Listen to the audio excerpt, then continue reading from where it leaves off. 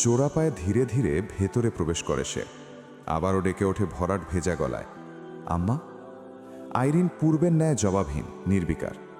আদিবা থরথর করছে, কাঁপছে, আবার কান্নার দমকও সামলাচ্ছে। পরমুহূর্তেই নিজেকে স্থির করে বলে ওঠে, আমি চলে যাচ্ছি। এ পর্যায়ে প্রশ্ন ছোড়ে না আইরিন, কোথায়? আদিবা নতমস্তকে জানায়, জানি না, কিন্তু এখানে আর থাকতে পারছি না আম্মা। যা খুইয়েছেন তা আমি ফিরিয়ে দিতে পারবো না আপনাকে, কিন্তু এবারে একটা ডায়েরি বের করে আদিবা। এতক্ষণ ওড়নার আড়ালে লুকিয়ে রেখেছিল সে, অথবা আইরিনই খেয়াল করেননি বুঝি। একটু চমক খেলে যায় ওই নিষ্প্রাণ চোখ দুটোকে। আদিবা বলল, এটা আপনার ছেলের। যে কথাগুলো সে কাউকে বলতে পারতো না সেগুলোই এখানে লিখে রাখত। আমি বেশ কয়েকদিন খেয়াল করেছিলাম, আর আমি লুকিয়ে লুকিয়ে পড়তামও। বলতে বলতে হঠাৎ থেমে পড়ল ও। আইরিন হাত বাড়িয়ে ডায়েরিটা নিলেন। আদিবা বলে ওঠে আবারও, আর আমায় ক্ষমা করবেন না, একদম না। মনে রাখবেন, আমি আপনার ছেলেকে বড় বেশি কষ্টই দিয়েছিলাম। কথা শেষ। আইরিন খুব মনোযোগ দিয়ে ডায়েরিটা খুঁটিয়ে খুঁটিয়ে দেখছেন। আদিবার এত মায়া হলো, ছুটে গিয়ে জড়িয়ে ধরতে ইচ্ছে করল মানুষটিকে। এত বড় শোক মুহূর্তেও একটিবারের জন্য মানুষটিকে সে সান্ত্বনা স্বরূপ কিচ্ছুটি বলতে পারেনি, কিচ্ছুটি নয়। চলে যাওয়ার জন্য পা ফেলল আদিবা। এ বাড়িতে তার সময় ফুরিয়ে এসেছে গল্পেও। তার পরিচয় হয়েছিল সৌম্যর সধর্মিণী হিসাবে। সেই যখন নেই, তখন আদিবা থাকবে কোন পরিচয়ের জের ধরে? ঘর ছেড়ে যাওয়ার আগ মুহূর্তে আইরিন কেন যেন পিছু ডাকলেন। আদিবা থমকে দাঁড়িয়ে ফিরে চাইল। আইরিন ঘোলাটে মনিতে জানতে চাইলেন, তোমার কি একটুও কষ্ট হচ্ছে না বৌমা? আদিবার ঠোঁট চিরে এক চিলতে হাসি বেরিয়ে এলো প্রত্যুত্তরে। কিছুই বলল না মেয়েটা, চলে গেল দ্রুত পদক্ষেপ ফেলে। আইরিনের চোখ বেয়ে এক ফোঁটা জল গড়িয়ে পড়ে ডায়েরিটির উপর। তিনি সে ফোঁটা মুছে নিলেন সঙ্গে সঙ্গেই। ছেলেটা তার দুঃখ বই আর কিচ্ছুটি সঙ্গে নিতে পারল না। আহারে, আমি ব্যাপারটাকে মেনে নিতে পারিনি, এখনও পারিনি, কোনোদিন পারবো কিনা জানিও না। এই অপমানের সমস্ত দায়ভার আমার, কেবল আমার একার। তারপরও আমি নীরবে সবটাই বুকে পুষে নিলাম, দাফন করলাম। অথচ একটিবারের জন্যেও তাকে ছাড়ার কথা চিন্তা করতে পারলাম না। ভালো না বেশেও কারো ভালো চাওয়া কি যায় না? আমিও চেয়েছিলাম ও যদি আমায় জড়িয়ে ভালো থাকুক, তাহলে থাকুক। একদিন হয়তো আমি তাকে ভালোবাসতে পারবো, যতটা ভালোবাসাময় স্বপ্ন সে আমাকে নিয়ে বেঁধেছে তার চাইতে 1000 গুণ বেশি। সবটা শেষে তাই ফিরিয়েও নিয়ে এসেছিলাম তাকে। অথচ ও আমাকে এক মুহূর্তের শান্তি দিল না। ওর জন্যে আমি সবার থেকে এত দূরে সরে গেলাম। ওর জন্যে আমি আমাকেই ভালোবাসা ছেড়ে দিলাম। তবু ও কোনোদিন আমার মাথায় একটা হাত রেখে বলল না, আমি তো আছি তোমার পাশে, তুমি দুশ্চিন্তা করো না। বরং সারাক্ষণ অভিযোগ, অনুযোগ আর কান্নাকাটি। আমি বিরক্ত হয়ে পড়লাম, তিক্ততা বোধ করলাম জীবনের প্রতি। খুব ইচ্ছে করছিল মায়ের কাছে ছুটে যাই, তাকে জড়িয়ে ধরি, তাকে বলি, তুমি আবার সব ঠিক করে দাও না মা। আমার একাডেমিক কেরিয়ার প্রায় শেষ। যেই দেখে সেই প্রশ্ন করে, কেন এমন করলি? যেন পালিয়ে বিয়ে করাটা ভীষণ পাপের কাজ, নাকি আমার কাছে সবারই এক্সপেকটেশন একটু বেশিই ছিল। আমি জানি না, সত্যি জানি না। কত রাত আমার ভালো করে ঘুম হয় না। চোখ জোড়া বুঝলেই মায়ের স্বপ্ন ভাঙা মুখ দেখি, শিক্ষকদের, শুভাকাঙ্ক্ষীদের করুণা ভরা চোখ দেখি। যেসব ছোট ছোট ছেলেদের আমি একসময় কেরিয়ার ফোকাসড হতে একগাদা লেকচার ছাড়তাম, প্রেম ভালোবাসায় সময় নষ্ট করাতে বকা দিতাম, আজ তারাই আমার দিকে চেয়ে টিটকারির সুরে হাসে, আমায় নিয়ে কটাক্ষ করে। অথচ আমি প্রতিবাদ করতে পারি না, না পারি এই দুঃখগুলো কাউকে প্রকাশ্যে জানাতে। কাকে বলবো? কে বুঝবে আমার এই অনুভূতি? কেউ না, কেউ না। জীবন সঙ্গী মানেই কেবল বেড পার্টনার নয়, মেন্টাল হেলথ পার্টনারও হতে হয়। অথচ আদিবার কোনো দিন সেইটুকু বুঝ হয়নি। সে আহ্লাদী হতে চায়, ভালোবাসায় গদগদ হতে চায়, অথচ জানতে চায় না আমি কেমন আছি, আমি কেমন থাকি। ওকে দোষ দিচ্ছি না আমি, দোষ তো ওর একলার নয়, আমারই শতভাগ বেশি। সেদিন যদি নিজেকে একটু বেশিই ভালোবাসতে জানতাম, তবে আজ আমি আমার মায়ের স্বপ্ন ভাঙা দু চোখ দেখতাম না। আজ এমন পরিস্থিতির সম্মুখীন হতাম না, নিজেরই ঘরে অনাহুত বোধ করতাম না। আরও অনেক কিছু লিখতে ইচ্ছে করছে, অনেক অনেক ভার জমা এই বুকের ভেতর। পাহাড় সমান ভার নাকি সমুদ্রের মতোই গভীর জানি না। শুধু জানি আমার বড্ড ঘুম পাচ্ছে, বড্ড। আমি ঘুমোতে চাই, চিরশান্তির ঘুম, যেভাবে ঘুমিয়েছিলাম মায়ের গর্ভে। মাটিও তো নাই, তাই না? আমায় মাফ করে দিও তোমরা, মনে রেখো না, মৃতদের মনে রাখতে নেই বেশি দিন, তবে যে পিছু টান হয়ে যাবে, দেহ ছাড়লেও পৃথিবী ছাড়তে পারবো না আমি। তার চাইতে আমায় ভুলে যেও, ভালো থেকো তোমরা। দূর আকাশের সবচেয়ে ছোট তারাটি হয়ে সবার অলক্ষ্যে লুকিয়ে চুরিয়ে আমি দেখব তোমাদের সবাইকে। তোমরা ভালো থাকবে, এই আমার একমাত্র চাওয়া। ইতি।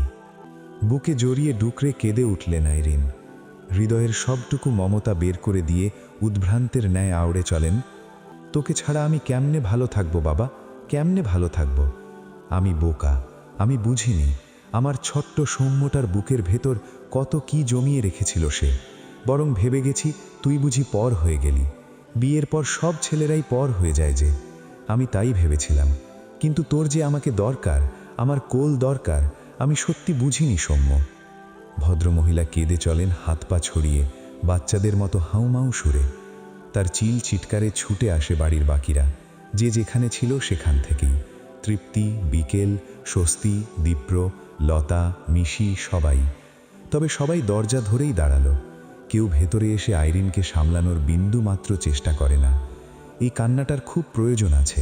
কাঁদুক, কেঁদে কেঁদে হালকা করুক হৃদয়ে জমা মেঘগুলি। একটা মাত্র জীবনে মানুষ অনেকবার আঘাত পায়, ভেঙে পড়ে, আবার উঠেও দাঁড়ায়। আইরিনকেও দাঁড়াতে হবে। দীপ্রটা আছে তো, তার জন্যে হলেও নিজেকে মানিয়ে গুছিয়ে শক্ত করতে হবে একদিন। এ পৃথিবীতে মৃতদের কোনো স্থান নেই, তবু কেউ কেউ যত্ন করে বুকে আগলে রাখে। সকাল থেকেই আকাশে কালো মেঘের ঘন ঘটা। কান পাতলে হুটহাট মেঘের চাপা গর্জন শোনা যায়। হয়তো বৃষ্টি নামনে অচিরেই। শীতকাল অবশেষে বিদায় জানিয়েছে তার দাঁত বসানো গা হিম করা বায়ু নিয়ে। দুহাত ভাঁজ করা রোখার উপর কেমন উদাসীন দেখায় ছেলেটাকে। রোদ্দুর বাড়িয়ে আছে এখানে অনেকক্ষণ ধরে, দৃষ্টি নির্দিষ্ট কোথাও নেই। থেকে থেকে বুক চিরে বেরিয়ে আসা দীর্ঘশ্বাস সামলাতে সামলাতেই হিমশিম খাচ্ছে ছেলেটি। হঠাৎ করেই বাতাসে ঘ্রাণ পাওয়া যায়, যেন সৌম্য আছে পাশেই। মিষ্টি হাসি অধরে ঝুলিয়ে বলছে, সিগারেটটা বাদ দাও না ভাইয়া। হঠাৎ করেই দৃষ্টি ঘোলাটে হয়ে আসে ছেলেটার। ঝাপসা হয়ে ওঠে সামনের সব দৃশ্যপট। হাতের তালু দিয়ে চটপট করে অবাধ্য জলটুকু মুছে নিল সে। ছেলে মানুষের শোক প্রকাশ করতে নেই যে। সেদিন রাতেই রিশিডিউল করেছিল তার ফ্লাইট। সৌম্যর চলে যাওয়ার সেই নিস্তব্ধ রাতেই রোদ্দুরকে বসতে হয়েছিল ল্যাপটপ আর ফোন নিয়ে। লন্ডনের ইউনিভার্সিটি কলেজ লন্ডনে পড়তে যাওয়ার সব প্রস্তুতি সারা ছিল অনেক আগেই। যাওয়ার কথা ছিল কাতার এয়ারওয়েজে, কিন্তু নিয়তির নিষ্ঠুর খেলায় সব ওলটপালট হয়ে গেল। সেই অভিশপ্ত রাতেই কাঁপা কাঁপা আঙুলে সে কাতার এয়ারওয়েজের অ্যাপে ঢুকে ম্যানেজ বুকিং অপশনে গিয়ে চেঞ্জ ফ্লাইট বাটনটা চেপে রিশিডিউল করল ফ্লাইটটা। পরবর্তী তারিখটা পেল আগামী সপ্তাহের শুরুতেই। এরপর ভার্সিটির অ্যাডমিশন প্যানেলে একটা মেইল পাঠিয়ে দিল সে। সংক্ষেপে জানিয়ে দিল তার অপূরণীয় ব্যক্তিগত ক্ষতির কথা, যার কারণে পৌঁছতে খানিকটা দেরি হতে পারে। সবই গোছানো হলো। ফোনের স্ক্রিনে কনফার্মেশন মেসেজটা ভেসে উঠতেই রোদ্দুরের মনে হলো সময় কতটা নিস্পৃহ আর নিষ্ঠুর হতে পারে। ভাই নেই, অথচ ভাইয়ের শোকটুকু বুক পেতে আগলে রাখার অবসরটুকুও তার নেই। কদিন পরেই মেঘের ওপর দিয়ে ডানা নেলবে প্রকাণ্ড উড়োজাহাজ, আর নিচে পড়ে থাকবে এক মুঠো বিষাদ। হয়তো ভিন দেশের সেই ব্যস্ত যান্ত্রিকতায় একদিন সেও অভ্যস্ত হয়ে যাবে দৈনন্দিন জীবনে। অবাক লাগে ভেবে প্রকৃতি কিভাবে মানুষকে বাধ্য করে প্রতিটি পরিস্থিতি মুখ বুজে মেনে নিতে। জীবনের এই প্রবাহমানতা কি তবে নিষ্ঠুরতা, নাকি বেঁচে থাকার নিরুপায় কৌশল? হ্যাঁ, জীবন হয়তো এমনই। একা একা কি বিড়বিড় করিস? রোদ্দুর হুট করে পেছন ফিরে তাকালো। আবছা অন্ধকারে ওমেদ মির্জাকে দেখে শরীরটা অজান্তেই শক্ত হয়ে উঠল। অস্ফুটে মুখ দিয়ে বেরিয়ে এলো, বাবা। উমেদ মির্জা সচরাচর ছাদে আসেন না। শেষ কবে তিনি এই সিঁড়ি ভেঙে উপরে উঠেছিলেন সেটা কারোরই জানা নেই। রোদ্দুর খানিকটা অপ্রস্তুত গলায় পুনরায় আওড়ালো, বাবা, তুমি এখানে? উমেদ মির্জা সহজ গলায় জবাব দিলেন, কেন আসতে পারি না? না, তা নয়, আসলে সচরাচর তো আসো না, তাই বললাম আর কি। তোদের মতো এই আকাশ, চাঁদ, তারা এসব নিয়ে তো কোনোদিন আগ্রহ পাইনি রে বাপ, তাই আসা হয় না। তার উপর ইদানিং হাঁটুর ব্যথাটাও বড্ড বেড়েছে। রোদ্দুরের গলার স্বর কিছুটা নরম হয়ে আসে এবার। কতবার বললাম ডাক্তার দেখাতে, তুমি তো আমার কথা কানেই তুললে না। মা একবার সুস্থ হয়ে ফিরুক, আমি মাকে বলবো। তুমি বড্ড মনিয়ম করছো। ছেলের উদ্বেগের জবাবে উমেদ মির্জা মৃদু হাসলেন। রেনুটা সুস্থ হয়ে যাবে একদিন। যাবে না রে বাবা? রোদ্দুর জোর দিয়ে বলল, আলবাত যাবে। সুস্থ না হয়ে উপায় আছে? কথাটা শুনেই উমেদ মির্জা হঠাৎ গম্ভীর হয়ে পড়লেন।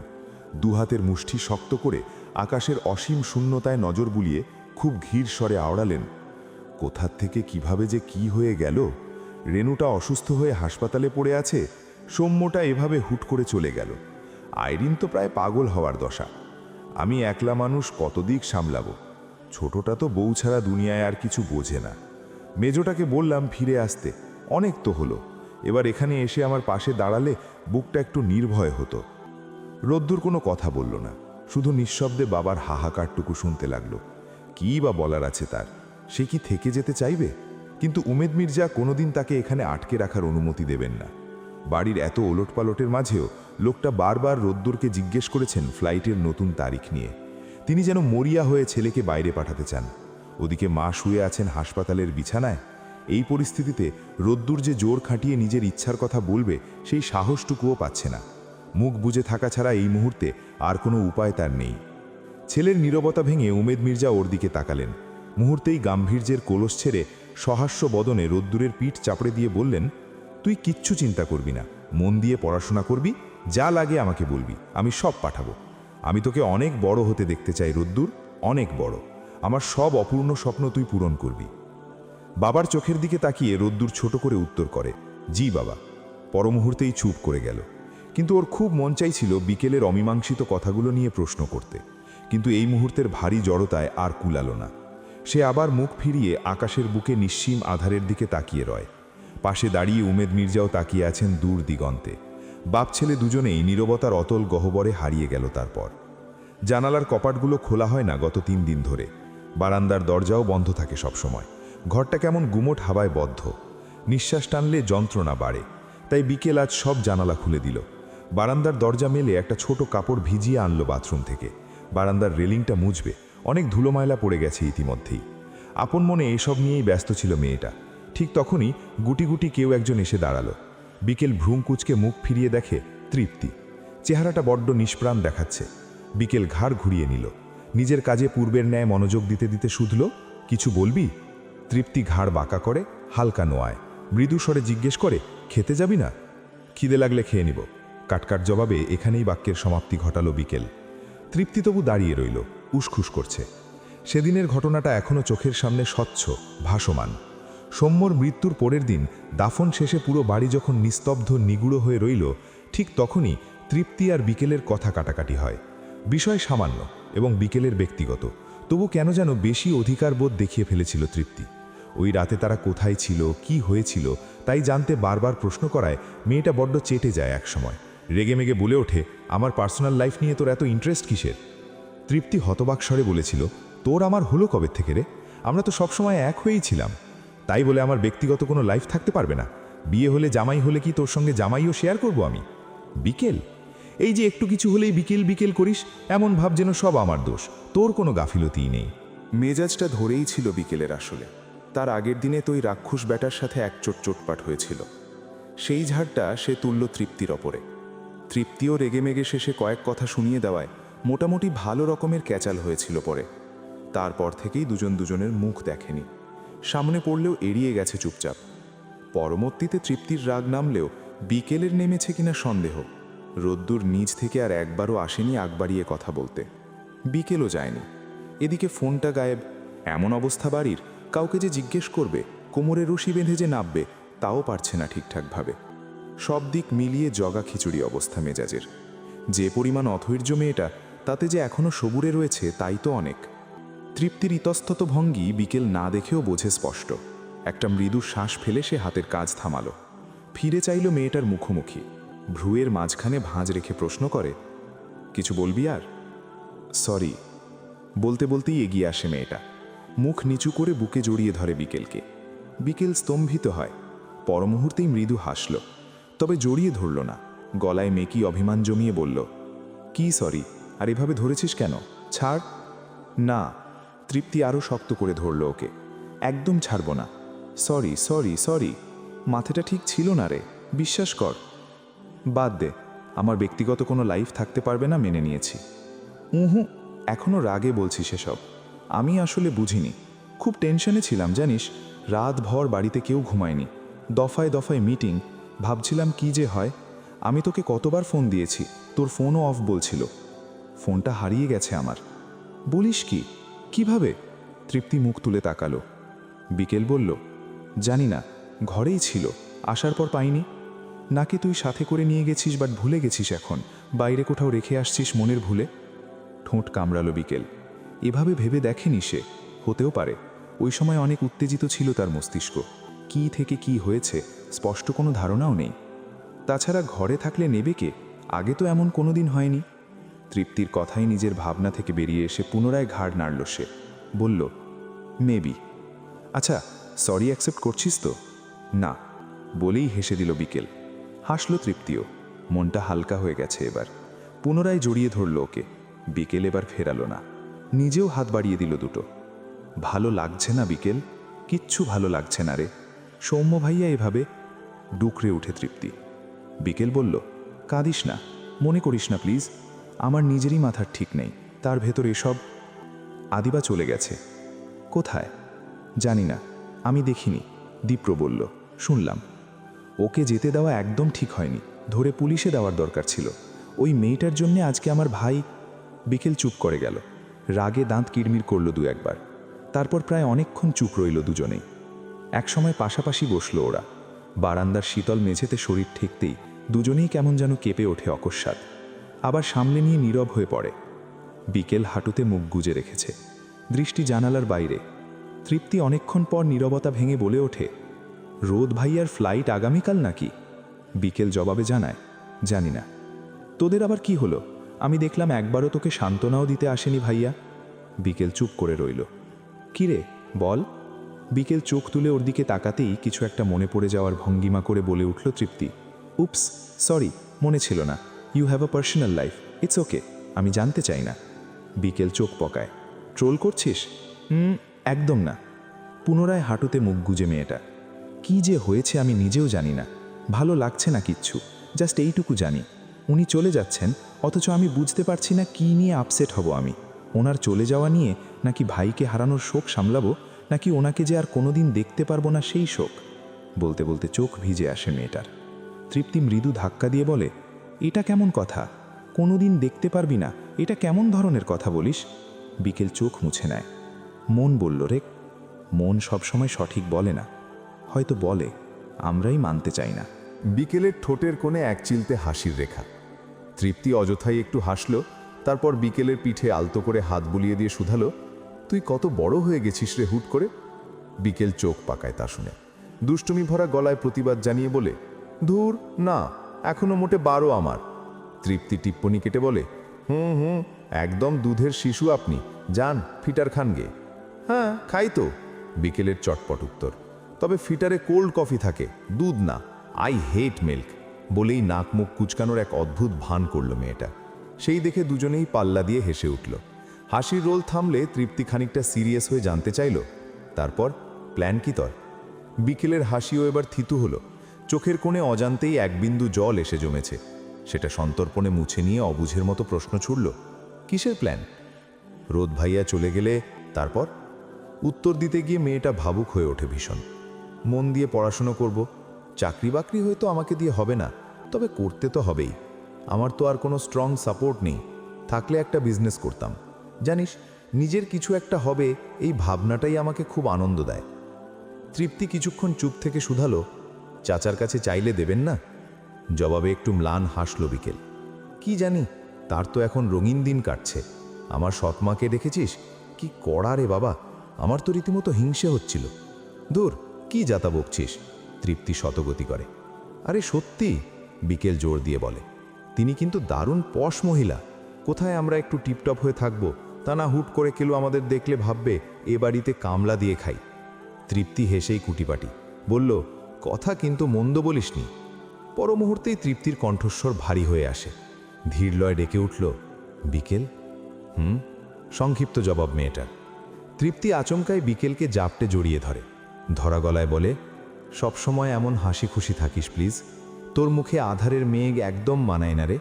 তোর নামটাই কত সুন্দর, বিকেল। বিকেলে কেউ মন খারাপ করে থাকতে পারে বল? আমি তোর জন্য অনেক অনেক দোয়া করব। বলতে বলতেই তৃপ্তির কার্নিশ বেয়ে এক ফোঁটা জল গড়িয়ে পড়ে। বিকেল কিছুটা অবাক হয়। মলিন ঠোঁটে হাসল সে। তারপর শুধালো, এভাবে কেন বলছিস? মনে হচ্ছে তুই আমাকে ছেড়ে অনেক দূরে কোথাও চলে যাবি যেন। তৃপ্তি ওকে ছেড়ে দিয়ে চোখ মুছে নিল। ম্লান হেসে বলল, না রে, এমনিই বললাম। কটা দিন তুই এত চুপচাপ ছিলি, ভালো লাগছিল না একদম। আজ আবার মনে হচ্ছে এই ঘরটায় একটা বিকেল আছে। বিকেল আর কথা বাড়ালো না, আলতো করে হাসল এবং নিজের 2 হাত দিয়ে পরম মমতায় তৃপ্তির চোখ জোড়া মুছিয়ে দিতে লাগল। রাত 12টার নিস্তব্ধতা চাদরের মতো জড়িয়ে ধরে রেখেছে চারপাশ। বিকেলের 2 চোখে সবেমাত্র ঘুমের আবেশ নেমেছিল, ঠিক তখনই একটা অস্পষ্ট খর্ষণের শব্দে তন্দ্রাটা টুটে গেল। মনে হলো নিরেট অন্ধকারের বুক চিরে কেউ একজন খুব সন্তর্পণে সরে গেল ঘরের এক কোণ থেকে। মুহূর্তেই একটা অজানা আশঙ্কায় বিকেলের শিরদাঁড়ায় কয়েক ফোঁটা শীতল ঘাম গড়িয়ে পড়ে। বুকের ভেতরটা ধক করে উঠল তার। ধোঁয়াটে অন্ধকারের দিকে তাকিয়ে অস্ফুটে গলা চিরে বেরিয়ে এলো একটি শব্দ, কে? কোনো উত্তর পাওয়া গেল না, বরং বাতাসের শোষো শব্দ ছাড়া আর কিছুই শোনা গেল না। ভয়টা এবার জগদ্দল পাথরের মতো বুকের উপর ঝেঁকে বসল। গায়ের পাতলা কম্বলটা এক ঝটকায় সরিয়ে ধর্মড়িয়ে উঠে বসে মেয়েটা। মনের সমস্ত সাহস সঞ্চয় করে গলার স্বর কিছুটা উঁচুতে তুলে পুনরায় প্রশ্ন ছুড়ল, কে ওখানে? আপনার কলিজা। অন্ধকারের ওপার থেকে উত্তর এলো এবারে। কণ্ঠস্বরটা বিকেলের খুব চেনা, এতটাই চেনা যে এক মুহূর্তের জন্য ভুল হওয়ার অবকাশ নেই। বিকেলের বিস্ময়ের সীমা রইল না। বারান্দার খোলা দরজা দিয়ে আসা হালকা জ্যোৎস্নায় একটা দীর্ঘ ছায়া এসে দাঁড়ালো ঘরের মাঝখানে। লম্বাটে গড়ন, চেনা অবয়ব। আপনি? মেয়েটার কণ্ঠস্বর থেকে বিস্ময় সরে না। রোদ্দুর অন্ধকারের আড়ালে মৃদু হাসে, তবে নিজের সেই হাসি চেপে রেখে যথাসম্ভব গম্ভীর কণ্ঠেই শুধায়, কেন? এই অসময়ে অন্য কাউকে আশা করছিলেন বুঝি? বিকেল নিজেকে সামলে নিয়ে একটু কড়া গলায় বলল এবারে, কথার মারপেচ খেলবেন না তো। এত রাতে এভাবে চোরের মতো আমার ঘরে কিভাবে ঢুকলেন, আগে সেটা বলুন। রোদ্দুর হালকা চালে এগিয়ে এলো, বিছানার পাশে দাঁড়িয়ে তাচ্ছিল্যের সুরে বলল, বাপরে, আপনার ঘর? যেন একটা আস্ত রাজ্য জয় করে ফেলেছেন আপনি। হ্যাঁ, আবার সেই কথার মারপ্যাচ। বিকেল বিছানা থেকে নেমে দাঁড়ালো। আপনি কি বুঝতে পারছেন না, বাড়ির কেউ দেখলে কি কেলেঙ্কারিটাই না হয়ে যেত? রোদ্দুর একদম গা ছাড়া ভঙ্গিতে বলল, কিসের কেলেঙ্কারি? নিজের বিবাহিত বউয়ের ঘরে স্বামী আসবে, তাতে কলঙ্ক হবে কেন? কথাটা তীরের মতো গিয়ে বিকেলের কানে বিঁধল। বউ, প্রিয় মানুষটার মুখ থেকে এই একটা মাত্র শব্দ শোনার জন্য জন্ম জন্মান্তর অপেক্ষা করা যায়। শব্দটা বিকেলের সারা শরীরে এক অদ্ভুত শিহরণ জাগিয়ে তোলে, রুহে কাঁপন ধরায়। ভালো লাগার একটা শীতল পরশ বুলিয়ে যায় হৃদ মাঝারে। কিন্তু সেই তীব্র ভালো লাগাটুকুকে একপাশে সরিয়ে রেখে সে পরম যত্নে তার আজন্মের অভিমানটুকুকে সামনে টেনে আনল। কণ্ঠস্বরটা একটু ভারী করে মুখ নিচু করে বলল, সেটা তো আর সবাই জানে না। পরমুহূর্তেই 2 সেকেন্ডের বিরতি নিয়ে পুনরায় বলে উঠল, আপনি কাউকে বলেননি আমরা যে? পরবর্তী শব্দটা উচ্চারণ করতে কেমন উসখুস করল মেয়েটা। তাই দেখে রোদ্দুরের হাসিতে পেট ফাঁকে, এক ভ্রু খেলিয়ে তোলে। ভোরবেলা রওনা দেবে এয়ারপোর্টে, বাড়ির সবাই তাই তাড়াতাড়ি শুয়ে পড়েছে আজকে। অথচ মেয়েটার তা নিয়ে চিন্তা নেই, এখনও অভিমান দেখাতেই ব্যস্ত। অভিমান তো রোদ্দুরেরও কম জমা নেই। এই যে মা অসুস্থ হলেন রোদ্দুরের জন্য, এই যে তার বুকের ভেতর এক আকাশ সমান হাহাকার আর অনুতপ্ততা জমে, সেটা কি ওই বিধাতা ছাড়া আর কেউ জানে না? অথচ জানা উচিত ছিল না বিকেলের। এখন তো সে শুধুই প্রেমিকা নেই, আছে স্ত্রীর তালিকায় জড়িয়ে। স্ত্রী কাকে বলে? সবচেয়ে নির্ভরযোগ্য জায়গা, পরম মমতার জায়গা, ধুলোবালি মাখানো ইট পাথরের শহরের এক চিলতে নিরিবিলি আশ্রয়ের জায়গা। তবু কই, বিকেল তো এক দণ্ড তাকে বোঝার চেষ্টা করেনি সেদিন, বরং তার প্রতিটা কথা অন্যভাবে নিয়েছে, ঝগড়া করেছে, তর্ক ছুঁড়েছে, তার ভাঙাচোরা মনে আঘাত করেছিল। অভিমান তো সেও রাখতে পারে, কিন্তু আজকের এই রাতটাই। তারপর আকাশটাও বদলে যাবে। একজনের আকাশে বৃষ্টি থাকলে আর একজনের আকাশে থাকবে খরতাপ রোদের স্রোত। যোজন যোজনের দূরত্ব গ্রাস করে নেবে দুজনকেই। চোখ বুজে মন ছুঁতে পারলেও হাতটা ধরতে পারবে না তখন আর। এই একটা কথা ভাবলেই বুক চিরে দীর্ঘশ্বাস বেরিয়ে আসে রোদের। কিচ্ছু ভালো লাগে না তখন আর। এখনও এলো। উত্তপ্ত নিঃশ্বাসটা গিয়ে লাগলো বিকেলের গালে। বিকেল চমকালো। মানুষটার কি বড্ড মন খারাপ, এভাবে দীর্ঘশ্বাস ফেলছে কেন? কিছু কি জিজ্ঞেস করবে নিজে থেকেই? ভাবনাটা মাথায় আসতেই আরও ইতস্তত বোধ করতে লাগলো বিকেল। একদিকে অভিমানে জর্জরিত মন, একদিকে মানুষটার মাঝে লেপটে যেতে চাওয়া মন, দোটানায় ভুগছে সে। একবার চোখ তুলে তাকালো, কয়েকটা পলক ফেলল পরপর। আকাশে 2-1 দিন আগের নতুন চাঁদ, আলোটা বেশ উজ্জ্বল। রোদ্দুরের চোখে পড়ে ওভাবে তাকানো। হঠাৎ করেই হাত দুটো তুলে আজলায় ভরে নেয় ছোট্ট মুখখানা। বিকেল কাঁপছে তীর তীর করে, চোখ নামিয়ে নিতে গিয়েও নেয় না। দুই জোড়া চোখ এঁটে রয় একত্রে। একটা দীর্ঘ সময় এভাবেই কেটে যায়। কয়েকটা তারা জায়গা বদল করে, বাতাস হয়ে ওঠে আলো শীতল। রাস্তার মোড়ের বড় টং দোকানটাও বন্ধ হয়ে গিয়েছে। অজান্তেই দুই চোখ বেয়ে পানি গড়াতে থাকে বিকেলের। ঝাপসা নয়নে তবু চেয়ে চেয়ে মুখস্থ করে প্রিয়তমের চোখ, নাক, ভ্রু, ঠোঁট। আর কয় ঘন্টা বাকি। জড়ো ঠোঁট জোড়া নাড়িয়ে খুব আলতো করে ডাকল রোদ্দুর। যান। ডাকটা শুনে বিকেলের ভেতরটা ঈষৎ কেঁপে ওঠে। খুব মৃদু স্বরে জবাব দিল, কেঁদো না। রোদ্দুরের এই অতি সাধারণ অনুরোধটুকুই বিকেলের বুকের বাঁধ ভাঙা জোয়ার হয়ে আসে। এতক্ষণ যে কান্নাটা সে পাথর চাপা দিয়ে রেখেছিল তা এবার হু হু করে বেরিয়ে এলো। মেয়েটার কান্নায় রোদ্দুরের বুকটা ব্যথায় মুচড়ে ওঠে। নিজেকে সামলাতে না পেরে সে পরম আবেশে জড়িয়ে ধরে তার প্রিয়তমাকে। এত শক্ত করে ধরল যেন সামান্য আলগা হলেই কেউ একজন এসে তাকে কেড়ে নিয়ে যাবে। বিকেলের চুলের ভাঁজে মুখ গুজে কানের কাছে ফিসফিস করে আওড়াল রোদ্দুর, তোর চোখের পানি আমি সহ্য করতে পারি না রে, প্লিজ আর কাঁদিস না কান্নার ডিব্বা। কিন্তু বিকেল কি অত সহজে শান্ত হয়? এই মানুষটা তাকে একলা ফেলে কত দিনের জন্য দূরে চলে যাচ্ছে। নিয়তির নিষ্ঠুর খেলায় ভবিষ্যতে কি লেখা আছে তা কে জানে। রোদ্দুর আবার চিবুক ছুঁয়ে বলল, এই যে কান্নার মাত্রা তো কমার নাম নেই, উল্টো বেড়েই চলেছে। এমন করলে আমি কিন্তু এক্ষুনি চলে যাব। কথাটা শোনা মাত্র বিকেলের হাতের বাঁধন আরও শক্ত হয়। সে এক প্রকার গুঙিয়ে উঠল। রোদ্দুর হালকা হেসে টিপ্পনি কাটল, এই না খুব অভিমান করেছিলি, তাহলে যেতে দে না, ধরে রাখলি কেন? বিকেল ফোপাচ্ছে সমানে। ফোপাতে ফোপাতেই কোনো মতে উচ্চারণ করল, দেব না যেতে। তাকা আমার দিকে। রোদ্দুর এবার একটু জোর করেই বিকেলের মুখটা তুলে ধরে। নয়ন ভরে দেখে নেয় তার চেনা জগৎটাকে। কান্নায় চোখ জোড়া ফুলে গেছে মেয়েটার। নরম গাল দুটো অভিমানে লালচে আভা ধারণ করেছে। নাকের পাটা কাঁপছে ক্ষণে ক্ষণে। বিকেলের এমন করুণ দশা দেখে রোদ্দুরের নিজের চোখ দিয়েও দুফোঁটা জল গড়িয়ে পড়ল। সে চোখের জল মোছার কোনো চেষ্টা করল না। অগত্যা ভাঙা গলায় বলতে লাগল, আমার ওপর রাগ করে থাকিস না রে, আমি নিরুপায়। মায়ের শারীরিক অবস্থা তুই তো নিজের চোখেই দেখছিস। খুব করে চেয়েছিলাম তোকে সাথে করে নিয়ে যাই, কিন্তু পারছি না। বাবার দিকে তাকালে বড্ড মায়া হয়। মানুষটা এখন পরাজিত সৈনিকের মতো নত মাথায় বসে থাকেন। কিন্তু তুই তো আমারই বউ। সেই 3 কবুলের ওসিলায় তোকে আমি নিজের দখলে নিয়ে নিয়েছি। একটু সবুর কর, সবটা থিতু হলেই আমি তোকে নিয়ে যাব। বিকেলের কান্নার দমক কিছুটা কমে এলো এবারে। ধরা গলায় অনুযোগের সুরে বলল, কিন্তু কাউকে জানালেন না কেন? ওনারা তো কেউই জানেন না যে আমি আপনার স্ত্রী। রোদ্দুর বিকেলের কপালে ভালোবাসার একটা দীর্ঘ চিহ্ন বা চুমু এঁকে দিয়ে প্রত্যুত্তর করে, তোর আমার সম্পর্কের কথা শুনেই মায়ের এই অবস্থা। সেখানে বিয়ের কথাটা জানলে হয়তো মা অথবা বাবার মধ্যে কাউকে একজন হারাতে হতো। আমি তো কাউকে হারাতে চাই না রে। আর আমাকে? রোদ্দুর এক মুহূর্ত স্তব্ধ হয়ে রইল প্রশ্নটা শুনে। পরক্ষণেই চোখ মুখ শক্ত করে গলায় কাঠিন্য মিশিয়ে প্রত্যুত্তর করল, কক্ষনো নয়। এ পর্যায়ে একটু দূরত্ব বাড়াতে চেয়ে বাঁকা স্বরে বলল মেয়েটা, গেলে তো ঠিক ভুলে যাবেন, ওখানে তো সব ছোট ছোট জামা কাপড় পরা ম্যাম সাহেবরা থাকবে। রোদ্দুর তাকে এক চুলও সরতে দিল না, বরং আরও কাছে টেনে নিয়ে বলল, আমার ক্যারেক্টার কি এতই ছেঁড়া বেড়া নাকি যে ছোট কাপড় দেখলেই হুঁশ খুইয়ে ফেলব? তারপর গলার স্বর নামিয়ে বিড়বিড় করে যোগ করল, অবশ্য সাদা রান দেখালে অন্য ব্যাপার। বিকেল বড় বড় চোখে তাকালো এ কথা শুনে। চোখ মুখ থেকে কান্নার দমক উঠে গেছে এক লহমায়। রাগে লাল হয়ে 2 ভ্রুয়ের মাঝখানে ভাঁজ ফেলে বলল, তাই না, সাদা রান দেখার এত শখ? রোদ্দুরের হাসি আসে পেট চিরে।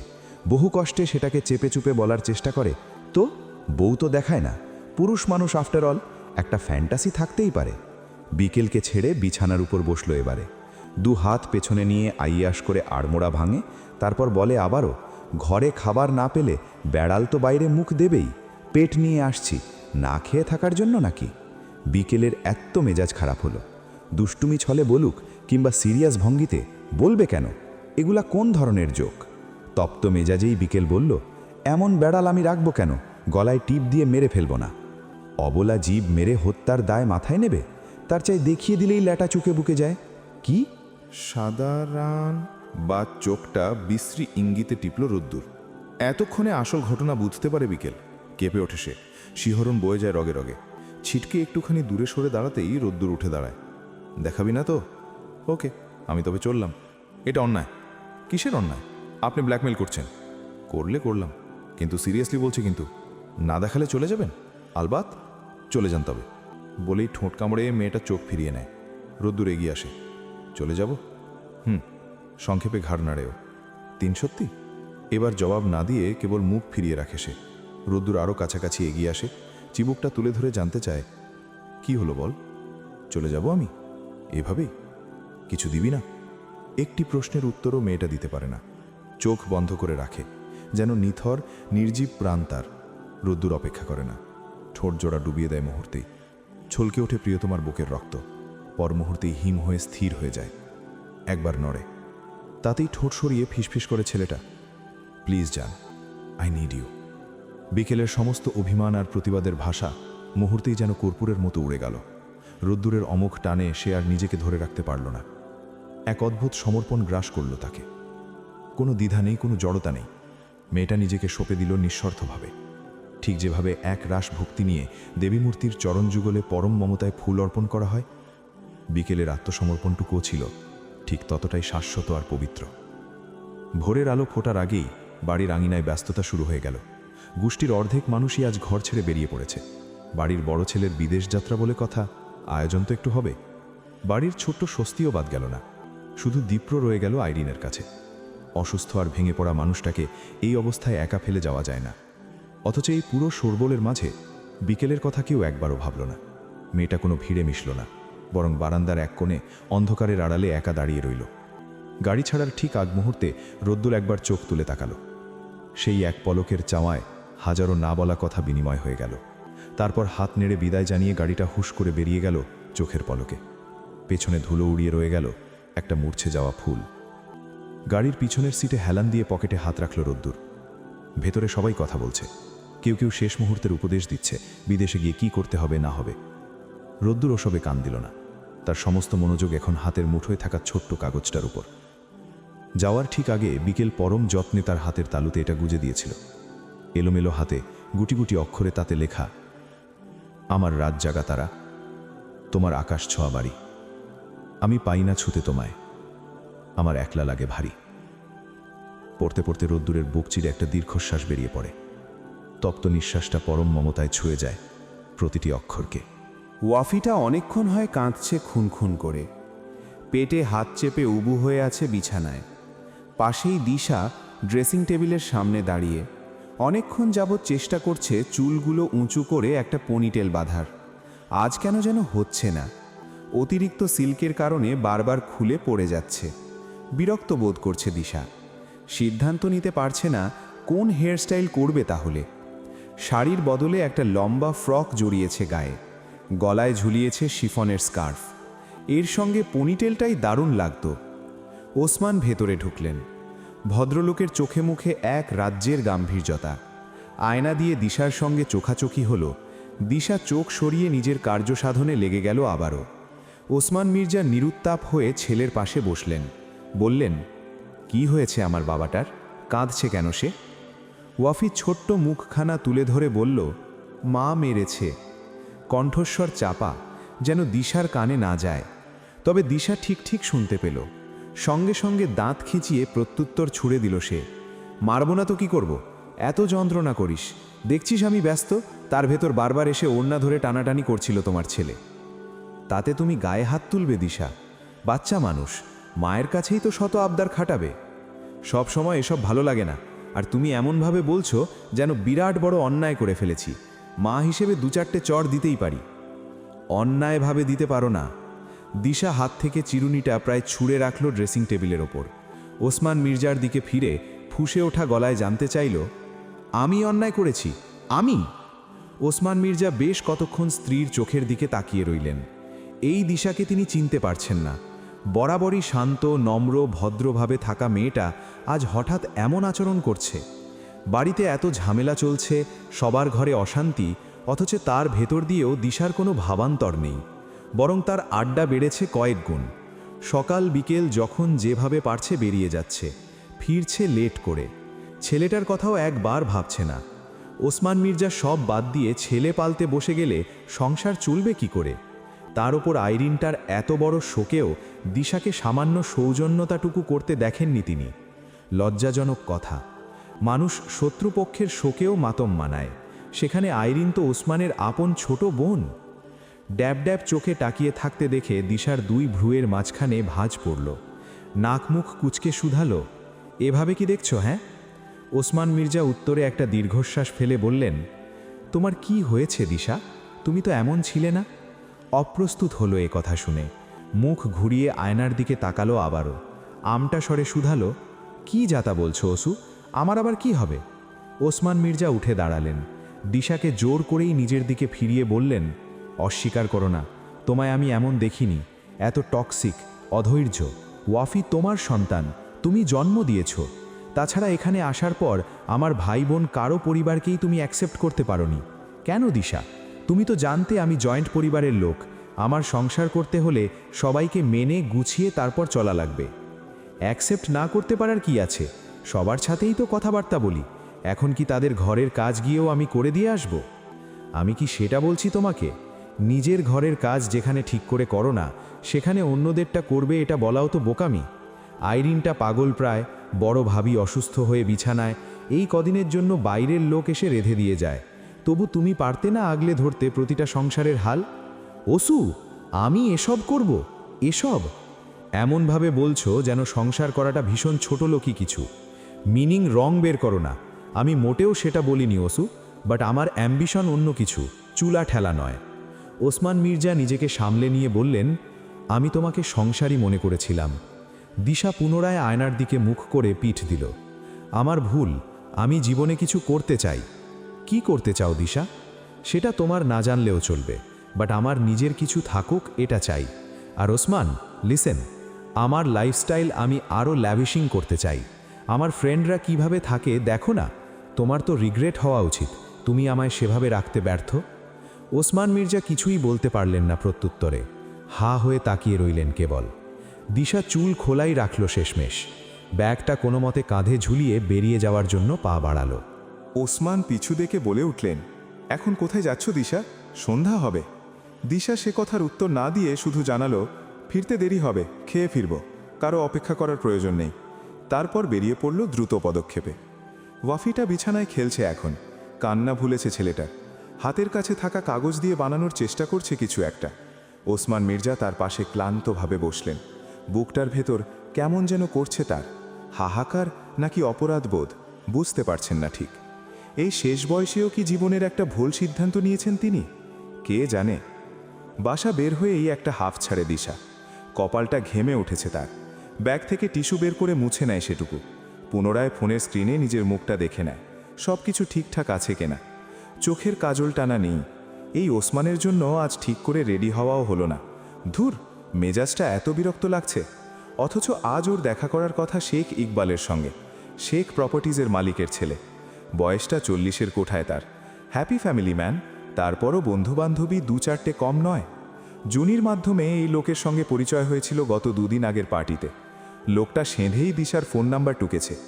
আজ সকালে নক করে জানালো মিট করতে চায় আলাদাভাবে। দিশা না করেনি। এসব লোকের সঙ্গে দেখা সাক্ষাৎ হলে, চেনা জানা থাকলে নেহাত মন্দ হয় না, বরং জীবনের অনেক দরজার চাবি এদের পকেটেই থাকে। কথাটা অলিভা বলেছিল। দিশা ফোন আনলক করে, হোয়াটসঅ্যাপে গিয়ে ইকবালের নাম্বারে মেসেজ করল, আইম অন রোড, আপনি কোথায়? মিনিট খানেকের ভেতর রিপ্লাই এলো, আমিও অন দ্য ওয়ে, কিং রোডে এসে দাঁড়াতে পারবে সুইটহার্ট? দিশা ব্লাশ করল অজান্তেই, লিখল, পারবো, তবে আসো, আমি পিক করব তোমায়। মেসেজটিতে একটা লাভ রিয়্যাক্ট বসিয়ে দিয়ে দিশা রিক্সা ডাকল। ইকবালের চিন্তাটা কিছুতেই মাথা থেকে যাচ্ছে না। লোকটা বেশ হ্যান্ডসাম, বয়সটা চট করে ধরা যায় না। দেখলে মনে হয় 30-32-এর কোঠায় হবে। কি ছিমছা আমার ফিটফাট তার চলাফেরা। সবসময় ক্যাজুয়াল পোশাকে থাকলেও আভিজাত্যটা ঠিকরে বের হয়। কথাবার্তা থেকে শুরু করে আচার আচরণ সবই দারুণ শালীন। লোকটা নিয়মিত ড্রিঙ্ক করে ঠিকই, তবে সেটাতেও এক ধরনের মার্জিত ভঙ্গি আছে। তাকে দেখলে যে কেউ আকর্ষণে পিছলে পড়তে বাধ্য। দিশা ভেবে পায় না এত দারুণ একজন মানুষ কেন যেচে ওর নম্বরটা চাইল। মনের কোনো এক কোণে বোধহয় নতুন কোনো অ্যাডভেঞ্চারের সুর বাজছে। জল কতদূর গড়ায় সেটা দেখার জন্য দিশার মনে এখন প্রবল কৌতূহল। আপাতত সে ওসমানকে মন থেকে পুরোপুরি ঝেড়ে ফেলল। ইকবালের চিন্তায় বিভোর হতে হতেই একসময় রিকশাটা এসে পৌঁছালো কিং রোডে। তারপর তিনটে তারা। দিশা চলে যাওয়ার পর নিথর রাস্তাটার দিকে নির্নিমেষ তাকিয়ে রইল বিকেল। চারপাশটা যেন এক ধূসর ক্যানভাস, যেখানে একটা নিঃসঙ্গ কুকুর ছাড়া প্রাণের আর কোনো স্পন্দন নেই। কতক্ষণ সেভাবে দাঁড়িয়েছিল সে, সময়ের হিসেব মেলেনি। যখন হুঁশ ফিরল ততক্ষণে বিকেলের রোদে গোধূলির ম্লান ছায়া। ঝাপসা চোখজোড়া মুছে এসে পা বাড়ালো আইরিনের ঘরের দিকে। আজকাল বড্ড অকারণেই চোখের পাতা ভিজে ওঠে তার। বিকেলের মনে প্রশ্ন জাগে, এই হৃদয়ের জমিন কবে থেকে এমন এত ভোতা হলো? একসময় যার হাসিতে ঘর কাঁপত, সেই অট্টহাসিগুলো আজ কেবল স্মৃতির ঝরা পাতা। বুক চিরে একটা দীর্ঘশ্বাস বেরিয়ে আসে, যা বিষণ্ণতাকে আরও গাঢ় করে তোলে। নিজের মনটাকে কোনোভাবে একটু সরিয়ে নিতে চাইল সে, কিন্তু এই বিশাল বাড়িতে হাসার মতো মানুষ কই? সবাই নিজের বৃত্তে বন্দী। তৃপ্তিরও পাত্তা মেলেনি দুবার গিয়েও। আইরিন ঘরের হেডবোর্ডে মাথা রেখে চোখ বন্ধ করে পড়েছিলেন। দেখে মনে হয় তন্দ্রাচ্ছন্ন, কিন্তু আসলে কি তাই? বিকেল ঘরে ঢুকতে গিয়েও থমকে দাঁড়ালো। উল্টো পথে পা বাড়াতেই আইরিনের নির্লিপ্ত কণ্ঠস্বর শোনা গেল, জেগেই আছি রে, আয়। বিকেল একটু অপ্রস্তুত হয়ে বলল, ভেবেছিলাম ঘুমোচ্ছ তুমি। সে বিছানায় আইরিনের গা ঘেঁষে বসল। পা দুটো দুলছে অকারণে, অস্থির ছন্দে। আইরিন একটু নড়ে চড়ে বসে শুধালেন, কিছু বলবি আমায়? বিকেল ম্লান হেসে জবাবে বলে, না আসলে ভালো লাগছিল না একদম, তাই তোমার কাছে চলে এলাম। কে কোথায় আছে রে? বিকেল আঙুলের কর গুনে হিসেব দেওয়ার মতো করে বলতে লাগলো, বড় বাবা আর মিশি বোধহয় হাসপাতালেই, মেজো চাচি রান্নাঘরে ব্যস্ত, স্বস্তি আর দীপ্র কোচিংয়ে গেছে, তৃপ্তিরও পাত্তা নেই, আর আমার সৎমা, তাকে দেখলাম বেশ পরিপাটি সেজে কোথাও বেরোলো। আইরিন মৃদুস্বরে জিজ্ঞেস করলেন, আর ছোট ভাইজান? বিকেলের উত্তরটা গলায় আটকে গেল যেন। খানিক বিরতি দিয়ে বলল, উনি ওনার ছেলের সঙ্গে নিজের ঘরেই আছেন। কথাটা শেষ হতে না হতেই বিকেলের মুখটা অভিমানে ছোট হয়ে এলো। আইরিন সব বুঝলেন। এই বাড়িতে শোক যেন একটা দীর্ঘ অক্টোপাসের রূপ ধরেছে, সবাইকে জড়িয়ে ধরছে। বড় ভাবি অসুস্থ হওয়ার পর থেকে সংসারের বাঁধনগুলো আলগা হয়ে গেছে, যে যার মতো বিচ্ছিন্ন দ্বীপের মতো বেঁচে আছে। আর এই স্রোতে সবথেকে বেশি ভেসে গেছে বিকেল নামের এই মেয়েটা। কারো মায়া ভরা হাত যে তার মাথায় পড়বে, সেই ভাগ্যটুকুও আজ দুর্লভ। হঠাৎ আইরিন নিজের বিষণ্ণতা আড়াল করে বললেন, ভাবছি রাতের রান্নাটা আজ আমিই করব। বিকেল অবাক চোখে তাকালো। বিস্ময় চেপে রাখতে না পেরে বলল, কি দরকার এই অবস্থায় কষ্ট করার? আইরিন একটু শাসন মেশানো গলায় বললেন, তোর থেকে জ্ঞান নিতে হবে বুঝি এখন? বিকেল ফিক করে হেসে দিল, নাও না একটু, আজকাল তো কাউকে দেওয়ার সুযোগই পাই না। কেন? তোর দাদি আসুক, তাকে দিস। ধুর, ওই বুড়িটা হাসপাতালেই পটল তুললে ভালো হয়, একদম ভালো লাগে না তাকে। দেখছো না উনি নেই বলে বাড়িটা কত নীরব। আইরিন ম্লান হাসলেন, তারপর বিকেলের হাত ধরে উঠে দাঁড়ালেন। চল আমার সাথে। বিকেল ভ্রু কুঁচকে জিজ্ঞেস করল, কোথায়? রান্নাঘরে। তুই রান্না করবি আমার সাথে। আমি তো কিছুই পারি না। আইরিন তাকে টেনে নিয়ে যেতে যেতে বললেন, না পারলে শিখতে হয়। আজ পোলাও চালের ভাত আর হরেক পদের ভর্তা হবে। বিকেল উৎসাহিত হয়ে বলতে চাইল, বেগুন কিন্তু অর্ধেক পথেই শব্দটা আটকে পড়ে। মনে পড়ে যায় এই বেগুন ভর্তা সৌম্য ভাইয়ের বড্ড প্রিয় ছিল। এক মুহূর্তের জন্য বাতাস ভারী হয়ে উঠল। আইরিনের বুকেও কি মোচড় দিয়ে ওঠেনি? উঠেছে ঠিকই, কিন্তু পাথুরের হৃদয়ে জোর করে একটুকু হাসির প্রলেপ দিয়ে তিনি বললেন, ওটাও থাকবে, তুই শুধু কাটাকুটি করে দিবি। আয় আমার সাথে। রান্নাঘরে শান্ত পরিবেশে লতা একমনে লাল শাক ভাজি করছিলেন। কড়াইয়ে খুন্তির নাড়াচাড়া শব্দের মাঝেই আইরিন আর বিকেলের প্রবেশ ঘটে। আইরিনকে এতদিন পর রান্নাঘরের চৌকাঠে দেখে লতার রীতিমতো চমকে উঠলেন। হৈ হৈ করে বলে উঠলেন, আরে তুই হঠাৎ এখানে কেন? আইরিন কৌতুকের ছলে চোখ কপালে তুলে জবাব দিল, এমনভাবে বলছো ভাবছি কয়েক যুগ পর এই ঘরে পা রাখলাম। লতা একটু চিন্তিত স্বরে প্রত্যুত্তরে বললেন, এখন কেন আসতে গেলি? আর কটা দিন বিশ্রাম নিলেই তো পারতিস। আইরিন একটা দীর্ঘশ্বাস চেপে স্মিত হাসি ছুড়ে দেয়। বড় ভাবি অসুস্থ হয়ে বিছানায়, ছোট ভাবির তো মর্জির ঠিক নেই। তুমি একলা মানুষ, কতক্ষণ আর সামলাবে? বাড়ির ছেলেরা শেষমেশ কি কাজের লোকের হাতের রান্না খেয়ে দিন কাটাবে? এই অবস্থায় আমি কি আর হাত পা গুটিয়ে বসে থাকতে পারি? লতা মৃদু হাসলেন। তার চোখের কোণে একটু আশ্বস্ত হওয়ার আভা ফুটে উঠল যেন। আইরিনের সঙ্গে বিকেলকেও একবার দেখে নিলেন তিনি, তারপর আবার নিজের কাজে মন দিলেন। বিকেল সুযোগ বুঝে আলতো করে জিজ্ঞেস করল, চাচি তৃপ্তি কোথায় গেছে জানো? লতার মুখের হাসিটা নিমেষেই মিলিয়ে যায়। খুন্তি চালানোর গতি বাড়িয়ে দিয়ে একটু ঝামটা মেশানো স্বরে বললেন, জানি না বাপু কোথায় গেছে। কথাটা তীরের মতো বিকেলের মনে গিয়ে বিঁধে লতার এই বিরক্তিমাখা কণ্ঠস্বর তাকে খানিকটা অস্প্রস্তুত আর ব্যথিত করে তুলল। আইরিন বিকেলের অস্বস্তিটা বুঝতে পারলেন। তিনি আলতো করে চোখের ইশারায় বিকেলকে বোঝালেন মন খারাপ না করতে। বিকেল মলিন ঠোঁটে হেসে এগিয়ে গিয়ে ফ্রিজ থেকে সবজি বের করতে শুরু করলো। ট্রিপল স্টার গাড়িটা একটা নির্জন রাস্তার ওপর স্থির হয়ে আছে। দু একজন পথচারী অলস পায়ে হেঁটে যায়। দু একটা রিক্সা দুলকি চালে পাশ কাটিয়ে জানান দিচ্ছে নাগরিক ব্যস্ততার রেশটুটু। দিশা গাড়ির সাইড ভিউ মিরারে বাইরের পৃথিবীটা দেখতে ব্যস্ত। মেয়েটার ঠোঁটের কোণে খেলা করছে এক চিলটে চকমকে হাসি। গাল দুটো যেন এক পশলা গোলাপি আভায় ঢাকা। বাইরে দাঁড়িয়ে ইকবাল ধূমপান করছেন। দিশার মনে হলো মানুষটা কি ভীষণ জেন্টলম্যান।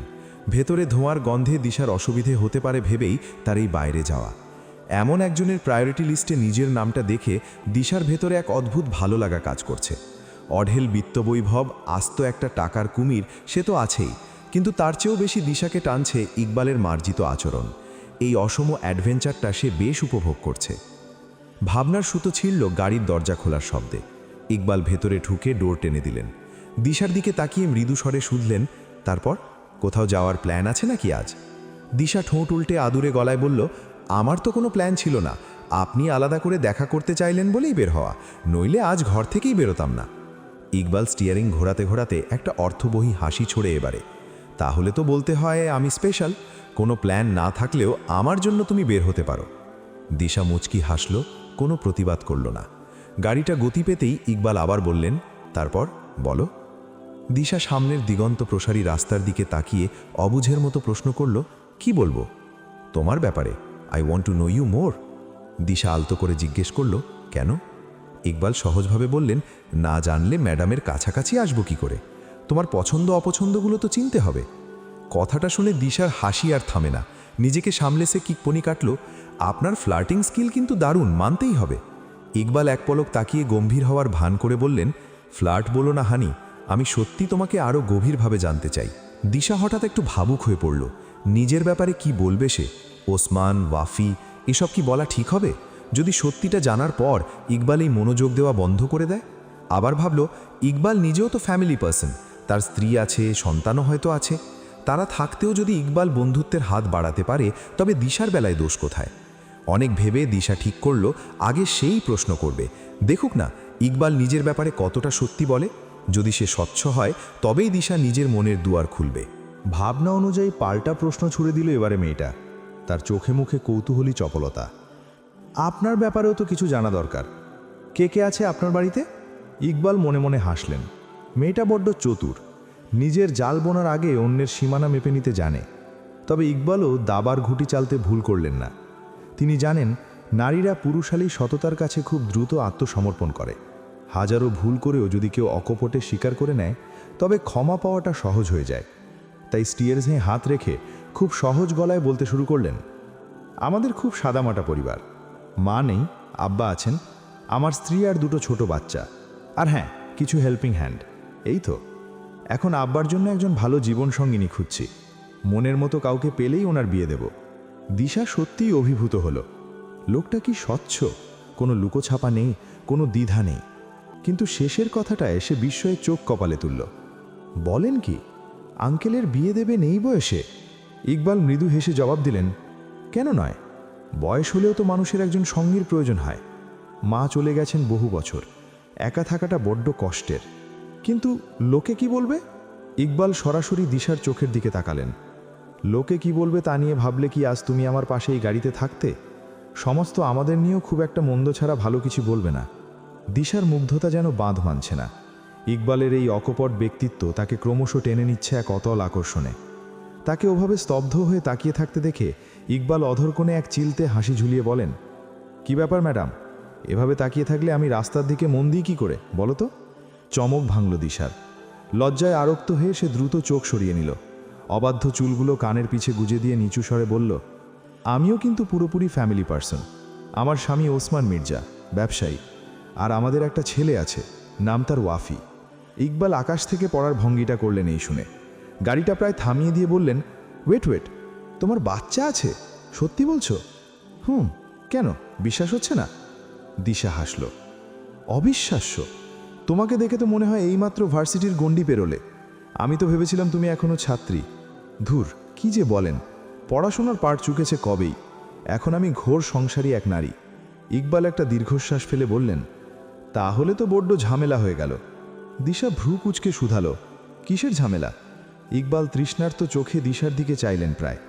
এই যে যখন তখন তোমাকে দেখতে পাবো না, ঘর সামলে বেরোনো তো তোমার জন্য সহজ হবে না, অথচ আমার যে এখন সারাক্ষণই তোমাকে ডাকতে ইচ্ছে করবে। ইকবালের শেষ কথাটি দিশার হৃদয়ের মণিকোঠায় এক পশলা বসন্তের ছোঁয়া এঁকে গেল। এমন করে তার সান্নিধ্য পাওয়ার আকুলতা এর আগে কজন দেখিয়েছে? মুগ্ধতা লুকিয়ে মৃদু হেসে সে উত্তর করে, অসুবিধা হবে না তেমন। জুনি আমার বান্ধবী, আমাদের আরও একজন আছে, অলিভা। আমরা তিনজনে প্রায়ই একসাথে বের হই।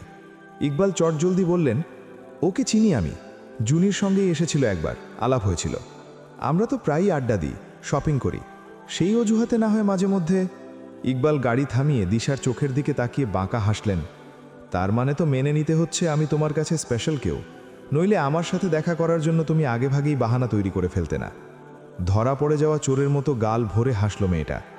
গাড়িটা এসে থামল যমুনা ফিউচার পার্কের ঝলমলে প্রবেশদ্বারের সামনে। তারপর ইঞ্জিন বন্ধ করে ইকবাল প্রস্তাব দিলেন, তাহলে আজ হয়ে যাক মুভি নাইট টু নাইট। দিশা মুহূর্তকাল ভেবে মাথা নাড়ল।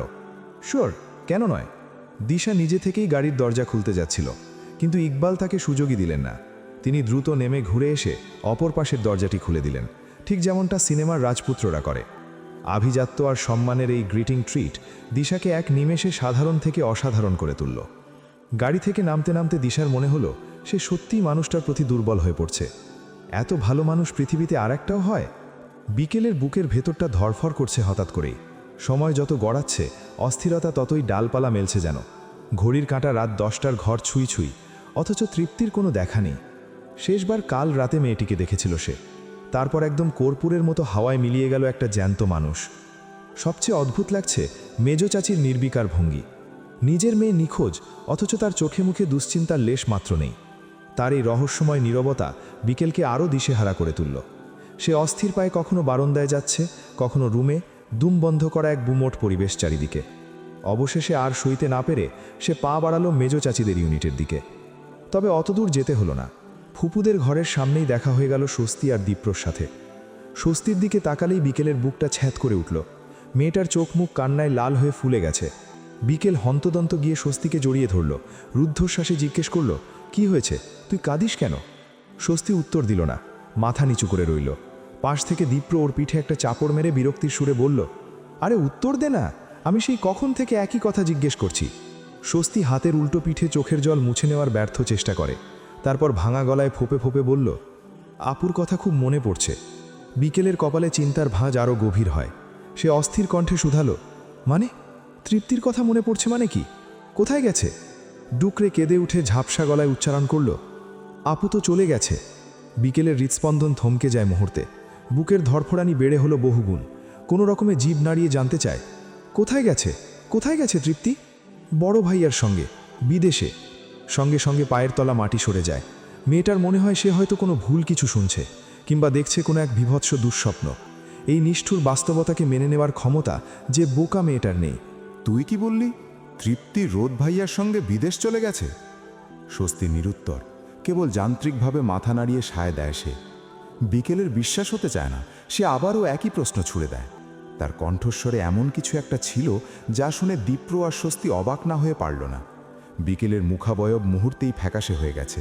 মনে হচ্ছে তার ভেতর দিয়ে এক প্রলয়ঙ্কারী ঘূর্ণিঝড় বয়ে যাচ্ছে, যা নিমিষেই তছনছ করে দিচ্ছে দীর্ঘদিনের লালিত কোনো স্বপ্ন বা বিশ্বাসকে। স্বস্তির নীরবতা সরিতে না পেরে প্রায় আর্তনাদ করে ওঠে বিকেল। কথা বলছিস না কেন? তৃপ্তি কি সত্যিই রোদ ভাইয়ার সাথে চলে গেছে? স্বস্তি ঢোক গিলে ভয়ার্ত চোখে একবার দীপ্রর দিকে তাকালো। পরক্ষণেই বিকেলের দিকে চেয়ে মাথা নামিয়ে অস্ফুট স্বরে বলল, হ্যাঁ, মা বলল ভাইয়ার ওখানে থাকা খাওয়ার যেন কষ্ট না হয়, তাই আপুকে তার সাথে পাঠানো হয়েছে। দীপ্র পরিস্থিতির গুরুত্ব না বুঝেই মাঝখান থেকে যোগ করল, তাছাড়া বড় ভাইয়ার সাথে তো আপুর বিয়ে অনেক আগে থেকেই ঠিক করা। তুমি কি এটা জানতে না?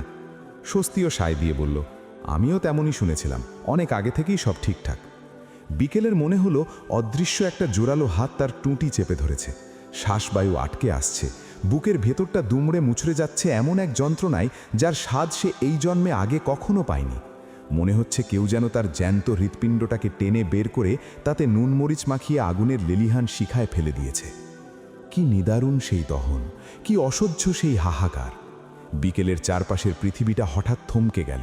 সে দেয়ালে পিঠ ঠেকিয়ে কোনো মতে দাঁড়িয়ে রইল। তার অবশ হয়ে আসা শরীরটা যেন এখনই ভেঙে চুরে ধুলোয় মিশে যাবে। এক বিশাল শূন্যতা আর হাহাকারের বন্যায় সে ভেসে যাচ্ছে, যেখানে আঁকড়ে ধরার মতো কোনো কুল নেই, নেই কোনো খড়কুটো। চারদিকে শুধু অন্ধকার আর নিঃশব্দ হাহাকার। দুই ভাই বোন চরম দুশ্চিন্তায় পড়ে গেল। বিকেলের এই আকস্মিক পরিবর্তনের কারণ তাদের বুদ্ধির বাইরে। দীপ্র কিছুটা ঘাবড়ে গিয়ে বিকেলের হাত চেপে ধরে, কণ্ঠে বিস্ময় নিয়ে শুধায়, আপু কি হয়েছে তোমার, এমন করছো কেন? বিকেলের ভেতরটা যন্ত্রণায় দুমড়ে মুচড়ে যাচ্ছে। প্রতিটি নিঃশ্বাস নিতে মনে হচ্ছে ফুসফুস ফেটে যাবে। এই রুদ্ধশ্বাস অবস্থাতেই অস্ফুট স্বরে বিড়বিড় করে বলল, আমায় একটু চাচির ঘরে নিয়ে চল। মেজো চাচি? দীপ্রর প্রশ্নে বিকেল শুধু ক্ষীণভাবে মাথা নাগায়। দীপ্র আর স্বস্তি একে অপরের দিকে মুখ চাওয়াচাওয়ি করে, তারপর অতি সাবধানে বিকেলকে ধরে মেজো চাচির ঘরের দিকে পা বাড়ালো ওরা। ঘরের ভেতর লতা জেগেই ছিলেন। মাত্রই স্বামীর সঙ্গে ফোনে কথা শেষ করেছেন। তৃপ্তিকে বিদেশে পাঠিয়ে যে বুদ্ধির পরিচয় দিয়েছেন তা নিয়ে নিজের মনেই এক প্রকার গর্ববোধ তৈরি হয়েছে ওনার। যা শুরু হয়েছিল তাতে সবই ভেসেই যেত। ঠিক সময় লাগামটা টেনে ধরতে পেরেছিলেন তিনি, এই যা ভরসা। নইলে তৃপ্তির কোনোদিন গতি হতো না। মেয়েটাকে নিয়ে তার দুশ্চিন্তার এমনিতেই অন্ত নেই। কথা শেষ হলে ফোনটা রেখে শোয়ার তোড়জোড় করছিলেন, তখনই মনে পড়ল স্বস্তির কথা। মেয়েটা এখনও ঘরে আসেনি, কোথায় আছে? তাকে খুঁজতেই লতা পুনরায় উঠে গেলেন। দরজার সামনে দাঁড়াতেই ওদের মুখোমুখি হলেন তিনি। দীপ্রর গায়ে প্রায় ভেঙে পড়া অবস্থায় বিকেলকে দেখে কিছুটা ঘাবড়েও গেলেন। বিকেলের বিবর্ণ নিষ্প্রাণ মুখছবি দেখে তার কণ্ঠনালী চিরে অস্ফুট স্বরে বেরিয়ে এলো, কি হয়েছে ওর? স্বস্তি আমতা আমতা উত্তর দিল, জানি না আম্মু, ভালোই তো ছিল, হঠাৎ অসুস্থ হয়ে পড়ল, ওই যে আপু চলে যাওয়ার খবরটা শোনার পর। কথাটা শেষ হওয়ার আগেই লতার চোখের দৃষ্টি মুহূর্তেই বদলে যায়। আগ্নেয়গিরির লাভার মতো ক্রূর দৃষ্টিতে তিনি মেয়ের দিকে তাকালেন, দাঁতে দাঁত চেপে শুধালেন, তুই কি বলছিস? স্বস্তি ভয়ে কুকড়ে গিয়ে বলল, আপু যে বিদেশে চলে গেছে সেই কথা। বাক্যটা পূর্ণ হওয়ার সুযোগ পেল না। বাতাসের গতিতে লতার হাতটা আছড়ে পড়ল স্বস্তির গালে। চরের তীব্রতায় স্বস্তি টাল সামলাতে পারল না। লতা বিষধর সাপের মতো হিসহিসিয়ে উঠলেন, পেটে একটা কথা সয় না তোর, অসভ্য ইতর মেয়ে কথাকার। স্বস্তি ব্যথায় আর অপমানে ডুকরে কেঁদে উঠল। দীপ্র দ্রুত দৌড়ে এসে স্বস্তিকে নিজের আড়ালে টেনে নিল। লতার সামনে ঢাল হয়ে দাঁড়িয়ে অনুনয় করে বলল, মেরো না চাচি, ও কোনো দোষ করেনি। তুই সামনে থেকে সর দীপ্র, ও কি করেছে আর না করেছে তোর সাফাই গাইতে হবে না। এই জানোয়ার মেয়ের পেট টিপে আজ আমি সব বের করে ছাড়ব। লতার রণ্ডচণ্ডী মূর্তি দেখে ছেলে মেয়ে দুটোই ঈষৎ কেঁপে ওঠে। স্বস্তি হাতের উল্টো পিঠে বারবার চোখ মুছছে, কিন্তু নোনা জলের ধারা থামছেই না। সে দীপ্রর গেঞ্জিটা শক্ত করে মুঠি করে বলে, আমি আর কাউকে কিচ্ছু বলবো না আম্মু, বিশ্বাস করো, আর কিচ্ছু বলবো না। ধ্বংস যা করার তা তো করেই দিছিস, এখন আর মুখ বন্ধ রেখে হবেটা কি? চাচি? অতি দুর্বল ভাঙা কণ্ঠে বিকেল ডেকে উঠল। লতা ঘুরে দাঁড়ালেন বিকেলের দিকে। মেয়েটার চোখে দুনিয়ার সমস্ত অসহায়ত্ব ভিড় করেছে। কণ্ঠনালী চিরে ঝরে পড়ছে এক সমুদ্র আর্তনাদ। সে কাঁপা গলায় শুধালো, আমার সাথে এমনটা কেন করলেন চাচি? আপনি তো সব জানতেন। আপনি জানতেন আমার আর রোদ ভাইয়ার মধ্যে একটা, কি জানবো শুনি? আমার মেয়ের সাথে বড় ভাইজানের ছেলের বিয়ে সেই কোন আমল থেকে ঠিক হয়ে আছে সেটা তামাম দুনিয়া জানে, কিন্তু উনি তো আমাকে ভালোবাসেন। সেদিন সবার সামনেই তো উনি বললেন। এই সব ছিচ কাঁদুনে ভালোবাসার গল্প আমার সামনে করবি না, খবরদার। লতা তর্জনী উঁচিয়ে গর্জে উঠলেন, নিজের মাকে তো খেয়েছিস, এখন কি লজ্জা শরম হায়া সবই খেয়ে বসে আছিস? বড়দের সামনে দাঁড়িয়ে নির্লজ্জের মতো কী সব বলে যাচ্ছিস? বিকেল দমল না মোটেই, বরং এক পা এগিয়ে এলো সে, কণ্ঠে দৃঢ়তা জুগিয়ে বলল, কথা অন্যদিকে ঘোরাবেন না চাচি, আমি আপনাদের সম্মান করি, দয়া করে সেই জায়গাটা বজায় রাখুন। সেদিন সবার সামনে উনি আমাদের পছন্দের কথা স্বীকার করার পরও কেন আপনি আপনার মেয়েকে ওনার সাথে পাঠালেন? এত লুকোছাপা কেন? এসবের কৈফিয়ত আমি তোকে দেব? তুই কে, এই বাড়ির কর্ত্রী হয়ে গেছিস নাকি? লতা বিদ্রুপের হাসি হাসলেন, আমি কে সেটা আপনার না জানলেও চলবে। আপনি শুধু আমার প্রশ্নের উত্তর দিন, এত বড় একটা ঘটনা কেন সবার আড়ালে ধামাচাপা দিয়ে রাখলেন? থাপ্পড় দিয়ে গাল লাল করে দেব। কার সামনে গলা উঁচিয়ে কথা বলছিস, আবার কৈফিয়ত চাস? বান্দির ছি! খবরদার! বিকেলের চিৎকার লতার কথা থামিয়ে দিল। আমার মাকে নিয়ে একটা গালিও দেবেন না। নিজের মেয়েকে লুকিয়ে ছাপিয়ে পরপুরুষের সাথে বাইরে পাঠিয়ে দিয়ে আবার বড় বড় বুলি আওড়াচ্ছেন। আপনি নিজেই তো একটা আস্ত ইবলিশ। বিকেল। লতার হাত সজোরে ওপরে উঠে গেল, কিন্তু সবাইকে স্তব্ধ করে দিয়ে বিকেল লতার সেই হাতখানা মাঝপথেই শক্ত করে চেপে ধরল। এক ঝামটা দিয়ে হাতটা নামিয়ে দিয়ে সে দাঁতে দাঁত চেপে বলল, দুনিয়াতে কি আর কোনো পুরুষ নেই? কুত্তার মতো লেলিয়ে দিয়েছেন নিজের মেয়েকে, তাও কিনা একটা বিবাহিত পুরুষের কাছে। ছি! লতা বিস্ময়ে বিমূঢ় হয়ে গেলেন। কয়েক মুহূর্তের জন্য তার মুখ দিয়ে কোনো কথা সরল না। তারপর চিৎকার করে উঠলেন, কে বিবাহিত? মুখ সামলে কথা বল। যা খুশি তাই বলে যাচ্ছিস? আমি কি আপনার মতো ছোট লোক যে যা খুশি বলবো? যা বলছি ধ্রুব সত্য বলছি। উনি বিবাহিত। উনি মহান আল্লাহ পাককে সাক্ষী রেখে 3 কবুল বলে আমাকে বিয়ে করেছেন সেই রাতে। কথাটার ওজন যে কতটা প্রবল তা বিকেল নিজেও হয়তো পুরোপুরি আন্দাজ করতে পারেনি। লতা এই সত্যের ভার সইতে পারলেন না। আক্রোশে এক খ্যাপা শকুনের মতো তিনি তেড়ে এলেন মেয়েটার দিকে, কিন্তু বিকেল এক চুলও পিছিয়ে গেল না। তার কানের ভেতর বেজে চলেছে রোদ্দুরের বলে যাওয়া অমোঘ মন্ত্র। নরম জিনিস টিপতে সবারই মজা লাগে। যা তোর তা তোরই। যেভাবেই হোক নিজের অধিকার, নিজের হক আদায় করে নিবি। ছিনিয়ে নিতে হলে তাই নিবি, তবু নিজের সঙ্গে কোনো আপোষ করবি না। বিকেলের দু চোখে আগুনের আভা। লতা নিজেই ভড়কে গেলেন। কিছু একটা বলার জন্য মুখ খুলতেই বিকেলের কথা তাকে পুরোপুরিভাবে থমকিয়ে দিল। বিকেল বলছে, সেদিন রাতে উনি নিজে গিয়ে আমাকে বিয়ে করেন। আমাদের সম্পর্কটা এত ঠুনকো নয়, স্বয়ং স্বামী স্ত্রী আমরা। এই কথাটা উনি প্রকাশ করেননি কারণ চাননি বড় মা আরও অসুস্থ হয়ে পড়ুক। আপনি না জেনে না বুঝে আপনার মেয়েকে একজন বিবাহিত পুরুষের গলায় ঝুলিয়ে দিয়েছেন। স্ত্রী থাকা সত্ত্বেও যে নারী রেধে বেড়ে খাওয়ায় তাকে কি বলে জানেন? রক্ষিতা। আপনি আপনার মেয়েকে আমার স্বামীর রক্ষিতা হিসেবে পাঠিয়েছেন। বিকেল। লতার হাতের তীব্র ধাক্কায় কয়েক কদম পিছিয়ে টলে উঠল বিকেল। লতার দু চোখ দিয়ে যেন আগুনের হলকা বের হচ্ছে। তোর এত বড় মুখ, আমার মেয়েকে নিয়ে কথা বলিস? আজ যদি তোর মুখ আমি ভেঙে না দিই। বিড়বিড় করতে করতে লতা রীতিমতো হিতাহিত জ্ঞান শূন্য হয়ে বিকেলের ওপর ঝাঁপিয়ে পড়ল। শুরু হলো এক অসম লড়াই। লতার খ্যাপাটে শারীরিক শক্তির তুলনায় বিকেলের এই তন্নি দেহটা ভীষণ নগণ্য। লতার প্রতিটি আঘাত বিকেলের শরীরে সপাটে আছড়ে পড়ছে, কিন্তু বিকেল দমে গেল না। অদ্ভুত এক জোরালো শক্তি যেন চেপে বসেছে তার আর রুহের ওপরে। আশ্চর্যের বিষয়, বিকেলের চোখে এক ফোঁটা জলও নেই, বরং তার দুটো চোখ অপমান আর প্রতিশোধের নেশায় টকটকে লাল হয়ে উঠেছে। সে কেবল মার খেয়ে গেল না, বরং নিজের সর্বশক্তি দিয়ে লতার হাত আটকে পাল্টা আঘাত করতে শুরু করল।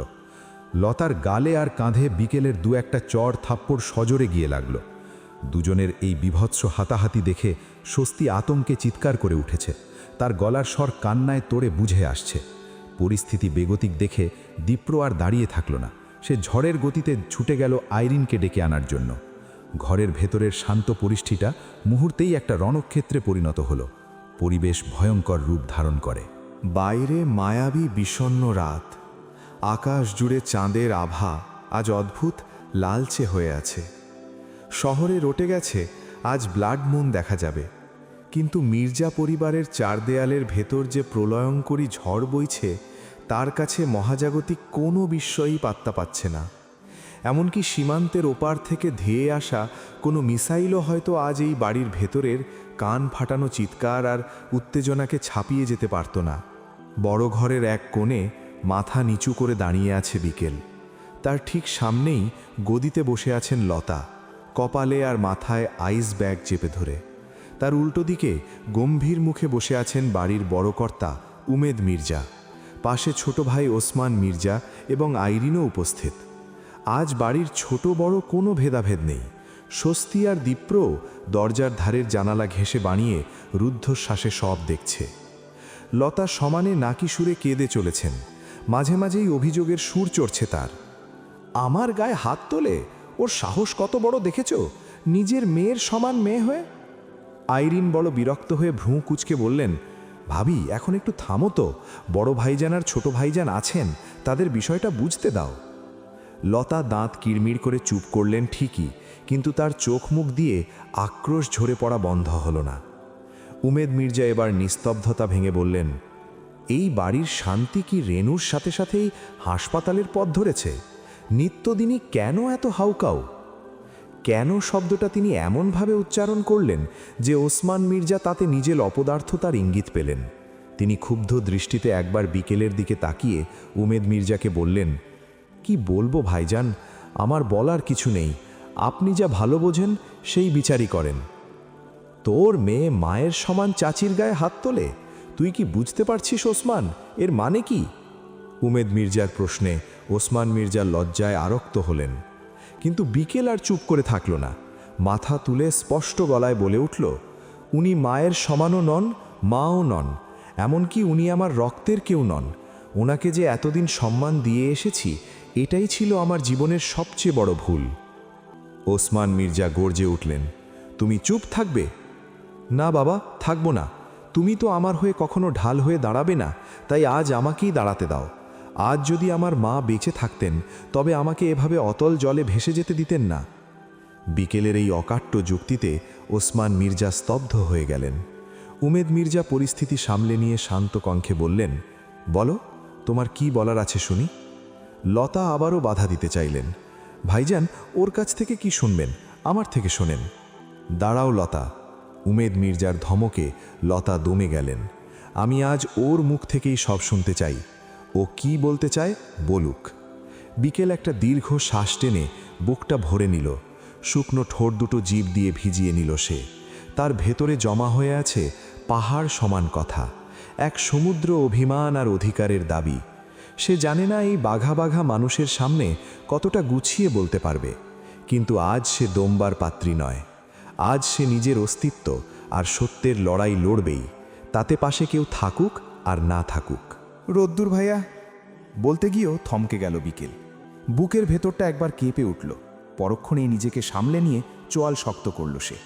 উপস্থিত সবার চোখের দিকে তাকিয়ে স্পষ্ট স্বরে বলল, ওনার সাথে কবে থেকে তৃপ্তির বিয়ের কথা হয়ে আছে আমি জানি না, কিন্তু আমার জীবনে প্রথম পুরুষ হয়ে সেই এসেছে। রোদ্দুর নিজে আমাকে পছন্দের কথা স্বীকার করেছে। এমনকি সেই রাতেই সে আমাকে বিয়ে করেছে। তার পরিচিত এক ভদ্রমহিলার বাসায় কিছু বন্ধুবান্ধবদের সাক্ষী রেখে আমাদের বিয়ে হয়েছে। বাড়ি ফিরে আপনাদের সবার সামনে সে স্বীকার করেছে আমরা একে অপরকে পছন্দ করি। এমন অবস্থায় চাচি সব কিছু জেনেও তার মেয়েকে সবার অলক্ষ্যে রোদ্দুরের সাথে বিদেশে পাঠিয়েছেন। আমি এর প্রতিবাদ করতে গেলে উনি আমাকে মারতে আসেন। বিনিময়ে আমিও হাত চালিয়েছি। অপরাধ করেছি কিনা জানি না, তবে যা সত্য আমি তাই বলছি। আমি রোদ্দুরের বিবাহিত স্ত্রী। আমি থাকতেও কেন চাচি নিজের মেয়েকে উস্কে দিলেন? বিকেলের প্রতিটি শব্দ ঘরে এক একটি বোমার মতো করে ফাটল। উমেদ মির্জা কুঁকড়ে থাকা ভ্রু জড়া সোজা করে তীক্ষ্ণ দৃষ্টিতে তাকালেন। গম্ভীর কণ্ঠে জানতে চাইলেন, আমার ছেলে তোমাকে বিয়ে করেছে? বিকেল এক মুহূর্ত দেরি না করে ঘাড় মেরে দৃঢ়ভাবে বলল, হ্যাঁ। কাবিননামার কাগজ কোথায়? মুহূর্তেই বিকেলের পায়ের তলার মাটি সরে গেল। চারপাশের কোলাহল ছাপিয়ে একটা পিনপতন নীরবতা নেমে এলো ঘরে। বিকেল স্তব্ধ হয়ে দাঁড়িয়ে আছে। তার কাছে তো কোনো কাগজ নেই। সবচেয়ে বড় কথা, সেদিন কোনো কাগজ তৈরিই হয়নি। রোদ্দুর তাকে বলেছিল সম্পর্কের পবিত্রতা মনে, কাগজে নয়। বিয়েটা হয়েছিল একদম পুরনো দিনের মতো করে, যেখানে আল্লাহকে সাক্ষী রেখে মনে বিশ্বাস আর মুখে কবুল বলাটাই ছিল সব। উমেদ মির্জা পুনরায় প্রশ্ন করলেন, কি হলো, উত্তর দিচ্ছ না কেন? আমার ছেলে তোমাকে বিয়ে করেছে এ কথা আমি মেনে নেব, কিন্তু আমাকে তো প্রমাণ করতে হবে। কাগজপত্র সব দেখাও। আমি কথা দিচ্ছি কালকেই তোমাকে ওর কাছে পাঠানোর ব্যবস্থা করব। বিকেল কি উত্তর দেবে ভেবে পেল না। তার মাথা কাজ করছে না। তবু ভীষণ জড়তা আর অস্পষ্ট স্বরে বিড়বিড় করে আওড়ালো, কাগজ তো নেই। উমেদ মির্জা যেন নিজের কানকে বিশ্বাস করতে পারলেন না। ঈষৎ ঝুঁকে এসে আবার শুধালেন, নেই? না, নেই। ইসলামিক শরীয়ত অনুযায়ী বিয়ে হয়েছে। তাতে কি? তুমি বাংলাদেশে থাকো, আর এই দেশের আইন অনুযায়ী কাগজ ছাড়া কোনো বিবাহ গ্রহণযোগ্য নয়, এইটুকু জ্ঞান কি তোমার নেই? উমেদ মির্জার কণ্ঠে উপহাস আর বিরক্তি ঝরে পড়ল। বিকেল বিমূর্ত হয়ে দাঁড়িয়ে। উমেদ মির্জা ওসমানের দিকে ফিরে তাকালেন। কণ্ঠস্বরে তীরের মতো বিষ ঢেলে বললেন, ভালোই একখানা জন্ম দিয়েছিস ওসমান। তোর নিজের জীবন কতটুকু কি করলো জানি না, তবে আমাদের পুরো পরিবারের ধ্বংসের জন্য আমি এই মেয়েকেই দায়ী করব। এর কারণেই আমার স্ত্রী আজ শয্যাশায়ী। এর জন্যই আমি নিজের ছেলেকে ঘর ছাড়া করে দূরে সরিয়ে দিয়েছি, যাতে এই মেয়েটার হাত থেকে তাকে বাঁচাতে পারি। তাতেও শিক্ষা হলো না, এখন আবার নতুন গপ্প ভেদর বসেছে। আমি কোনো গল্প বলছি না, চিৎকার করে উঠল বিকেল। তার দু চোখ বেয়ে নোনা জল গড়িয়ে পড়ছে, কিন্তু কণ্ঠের জোর কমেনি। তার দু চোখ বেয়ে নোনা জল গড়িয়ে পড়ছে, কিন্তু কণ্ঠের জোর কমেনি। এটা সত্যি, আমি রোদ্দুরের স্ত্রী, আমাদের বিয়ে হয়েছে।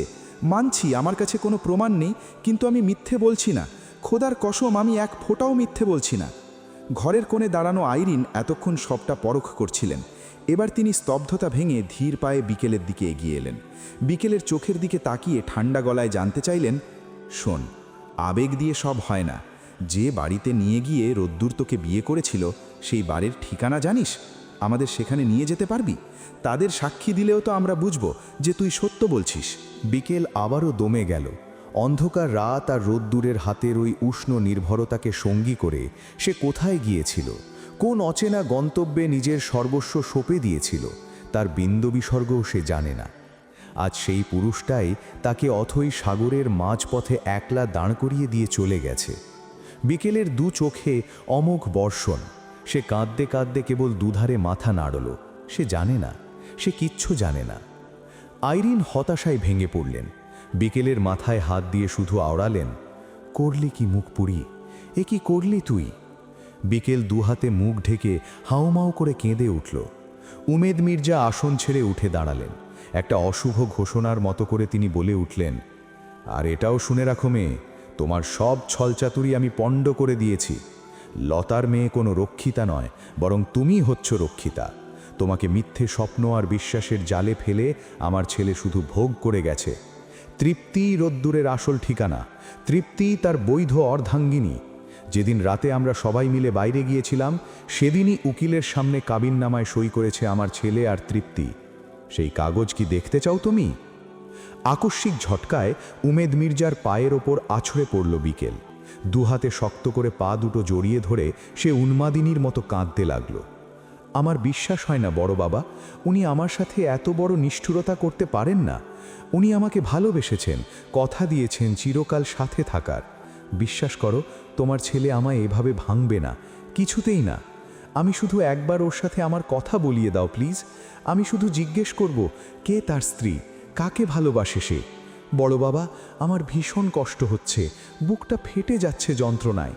মেয়েটার এত আকুল আবেদনেও পাষাণ হৃদয় গলল না মোটে, বরং তিনি নিরাসক্ত চোখে আইরিনের দিকে তাকাতেই আইরিন বিকেলকে টিনে হিঁচড়ে সরিয়ে দিলেন।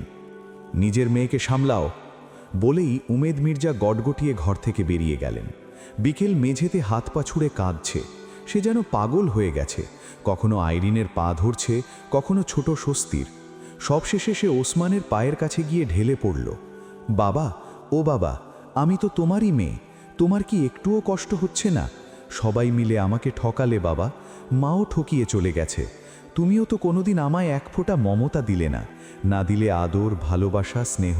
এই পরিবারের রক্তের একজন হয়েও সবাই আমায় ঠকিয়েছে, দূর দূর করেছে সব সময়। আর এখন সেই মানুষটা, যাকে কিনা আমি এত যত্ন করে বুকে পুষলাম, হৃদ মাঝারে ঠাঁই দিলাম, সেই কিনা দ্বিগুণ যত্নে এ বুকে আগুন দিল। ওসমান মির্জা বিরক্তিতে মুখ তেতো করলেন। বাবা, তুমি এই অন্যায়ের প্রতিশোধ নেবে না? তুমি না আমায় জন্ম দিয়েছ, তবু কেন তোমার প্রাণ আমার জন্য একটুও কাঁদে না? কেন মায়ার গিট্টুতে তুমি বাঁধা পড়লে না? সরো এখান থেকে। ওসমান মির্জা মৃদু ধাক্কায় বিকেলের বাঁধন আলগা করে দিতেই সে ধপাস করে মেঝেতে পড়ে গেল। মেয়েটার শরীরে এখন আর কোনো শক্তি অবশিষ্ট নেই, এক ফোঁটা বলও নেই নিঃশ্বাস টেনে তোলার। এত কষ্ট হচ্ছে, এত যন্ত্রণা হচ্ছে, ভাগ্যিস মনের রক্তক্ষরণ দেখা যায় না। বড় বাবা যে কাগজের কথা বলেছেন তা দেখার আগেই যেন চোখ দুটো নষ্ট হয়ে যায়, অন্ধ হয়ে যায়। মনে মনে এই প্রার্থনাই করতে লাগল সে। আইরিন ধরতে এলেন। বিকেল, মা! কিন্তু ছোঁয়ার আগেই প্রতিবাদ করল বিকেল। ধরবে না আমাকে কেউ, তোমরা কেউ ধরবে না, আমি তোমাদের কেউ না, কেউ না। পরমুহূর্তেই কান্না কান্না চোখে উদ্ভ্রান্তের ন্যায় বলে ওঠে, ও ফুপু, আমাকে এত কষ্ট দেওয়ার চাইতে ওদের বলো না একটা ধারালো ছুরি এনে এ বুকে বসিয়ে দিক, কেটে চিড়ে ফেলুক জায়গাটা যেখানে বিশ্বাস নিয়ে বসিয়েছিলাম তাকে। বেঁচে যাব আমি, মুক্তি পাব। এ যাতনা আর যে সহে না। আইরিনের দু চোখে বন্যার পানি। ভালো না বাসতে পেরে শেষ হয়ে গেছে তার ছেলেটা, আর ভালো বাসতে পেরেও শেষ হয়ে যাচ্ছে এই মেয়েটা। ভালোবাসা শব্দটা কে তৈরি করেছিল? কে ছিল এর আবিষ্কার? কেন বলে দিয়ে যায়নি ভালোবাসা কেবলই এক চমৎকার উপাখ্যান নয়, এক ভয়ঙ্কর অভিশাপ? লতা সুযোগ পেয়ে আবারও তেড়ে এলেন আইরিন। তোর হাত ভেঙে আমি গলায় না ঝুলাইছি। বলতে বলতে আরও একবার গায়ে হাত তোলার পায়রা করলেন তিনি। এবারে বিকেল একদম স্থির, নিথর, যেন কেউ মেরে ফেললেও তার প্রতিবাদ করার কিচ্ছু নেই। আইরিন ডাকলেন, ভাবি, খবরদার। তাকে ঠেলা দিয়ে সরিয়ে দিলেন লতা। একদম চুপ, দরদ উথলায় পড়ে না। এগোলেন তিনি, হাতের মুঠিতে বিকেলের চুলগুলি গুচ্ছাকারে পেঁচিয়ে ধরতেই দরজা থেকে ভেসে আসে কর্কশ কণ্ঠস্বর, কত বড় সাহস, আমার মেয়ের চুল ধরছিস চুন্নি, ছাড় বললাম। আইরিনের সঙ্গে সঙ্গে লতাও মুখ ঘুরিয়ে তাকালেন, অবাক বিস্ময়ে আবিষ্কার করলেন দিশাকে। রাগে রীতিমতো ফুঁসছে সে। বিকেলের এই ধ্বংসস্তূপের মাঝে দিশা এক মূর্তিমান প্রতিশোধের দেবী হয়ে দাঁড়িয়ে আছে যেন।